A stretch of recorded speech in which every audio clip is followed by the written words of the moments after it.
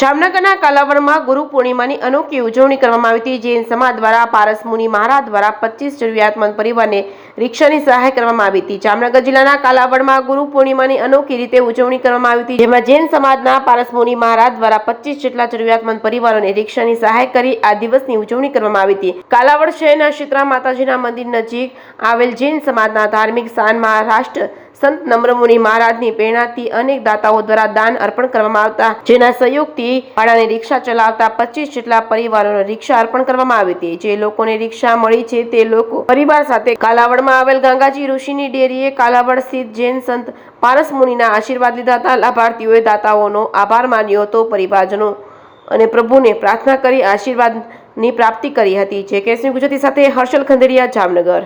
જય જીનેન્દ્ર। મારું નામ પિયુષભાઈ શશીભાઈ મહેતા છે। હું રાજકોટ રહું છું। તો અહીંયા ગુરુદેવના દર્શન કરવા ત્યારે આવેલા, તો અહીંયા ડેરીએ અમે માનતા રાખેલી હતી। તો આજે નમ્રમુનિ મહારાજ સાહેબ અને દાતા ભક્તો તરફથી અમને ગુરુદેવે 13-14 જણાને રિક્ષા આપેલ છે। તો સર્વને અમે ખૂબ ખૂબ આભાર માની છીએ।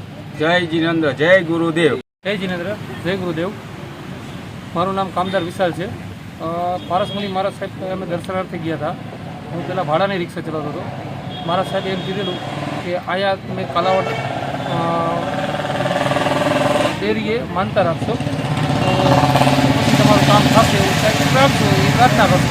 તો એમને પ્રાર્થના કરી અને માનતા રાખેલી હતી અને મારું કામ થઈ ગયેલું છે। પારસ મુનિ મહારાજ સાહેબ, નમ્રમુનિ મહારાજ સાહેબ એ બધા થકી મારી રિક્ષા આજે મારા ઘરની થઈ ગઈ છે। પહેલાં હું ભાડે લાવતો હતો, આજે મારી ઘરની થઈ ગઈ। આજે હું અને મારી બેબી દર્શન કરવા આવેલા છે એ બાબતે। જય જીનેન્દ્ર। એક દિવસમાં દર્શન કરવા આવ્યો ત્યારે એવી પ્રાર્થના કરી હતી કે આજે રિક્ષા આપણે જે ભાડાની આંકીએ છીએ કદાચ ઘરની થઈ જાય, અને એ આજરોજ અમારે ગુરુદેવના આશીર્વાદ, પૂજ્ય નમ્રમુનિ સાહેબના આશીર્વાદ, આ બધાના આશીર્વાદથી રિક્ષા મળેલ છે, અને એ બાબતમાં આજ ગુરુ પૂર્ણિમાના દિવસે અમે અહીંયા દર્શન કરવા આવેલા છીએ।